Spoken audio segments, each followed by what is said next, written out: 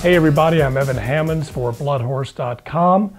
Welcome to After the Wire, where we just witnessed a great night card at Churchill Downs with lots of ups but one downer. On the downside was jockey John Velasquez, who broke his right collarbone. He also may have some kidney issues. When he fell, after the 4-year-old Mr. Producer broke down in the stretch of the race, just after the Stephen Foster. Now jockeys Manny Cruz and John McKee also bit the dust, but they were able to walk off the track. Sadly, Mr. Producer was euthanized, and it's undetermined how long Velasquez will be out. We do know that in about 2 months, though, he'll be inducted into the Hall of Fame. On the positive, Churchill Downs had a reported crowd of 25,000 plus, which, as memory serves me correctly, is about 7,000 more than they had last year on a steamy afternoon under the Twin Spires. Also, they report their on-track handle was up 59% for the program.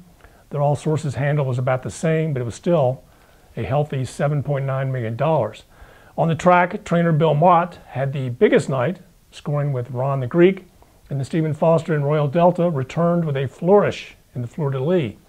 Now, even though it had 8 seasoned runners, the Stephen Foster had a rough start, the field looking like an accordion, squeezing in and out as they came out of the gate. Nate's Mineshaft and Fort Larned in post 1 and 2 figured to set the tempo, but Nate's Mineshaft came out at the break and was put into position just off the rail. Now that shuffled Fort Larned a bit, and also Ron the Greek and Rogue Romance were both put into a vice grip, but neither of those closers figured to be that forwardly placed to begin with. Now Nate's Mineshaft has shown he can be pretty dangerous on the lead, and he was pretty snappy on the front end here. And as he took the field all the way through the last bend, it looked like the rest of the cast was in trouble. However, Wise Dan, the odds-on favorite, was cutting into his lead down the center of the track. Ron the Greek got a Calvin Burrell-type rail trip and was able to sneak up on Wise Dan and Nate's Mineshaft in the final jumps. Now, it's nice to see a pair of two true mile-and-a-quarter horses as we witnessed. Now, after 3 successive sub-24-second quarters, the final 8th was run in 14 flat. That allowed Wise Dan and Ron the Greek to close as well as they did. Now, the final time for the race was 1:50 and 2. Ron the Greek now has won the Big Cap and the Stephen Foster and deserves to get the respect as one of the top handicap horses in the land.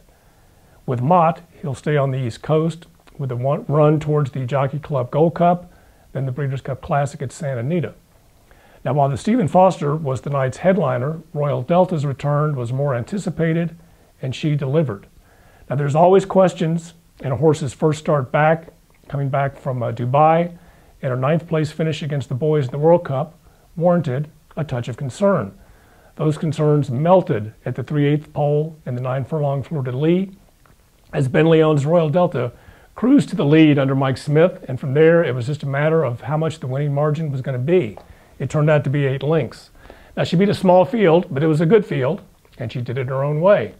And her time of 1:49.49 was a full second and 2 100ths faster than the Foster, and she wasn't under any pressure.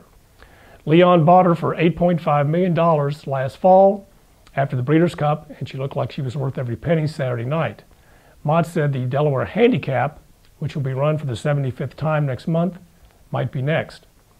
Also at Churchill, Neck and Neck won the mile and the 16th Matt Winn Stakes, and it was a solid performance. Also at Churchill, Neck and Neck won the mile and the 16th Matt Winn Stakes, and it was a solid performance. All 3 career wins for Stephen Miles Homebred have come under the Twin Spires. The son of Flower Alley mixed it up in the Sam Davis, Fountain of Youth, and Florida Derby earlier this year with some modest success. He might have something to say in the 2nd season this summer. In New York, it was only a grade 3, but Waterford Stables' Summer Front was more than impressive inside the 8th pole of the 1-mile Hill Prince. Bottled up with nowhere to go, the son of Warfront somehow moved from the hedge to go around 3 horses, including How Great, to win by a half length. Now, we figure he ran about a 23 flat final quarter, and that was just super. Well, that wraps up this week's issue of After the Wire. We're going to take a week off. So come back here June 30th at bloodhorse.com and check up with us again. For bloodhorse.com, I'm Evan Hammonds. Thanks for watching.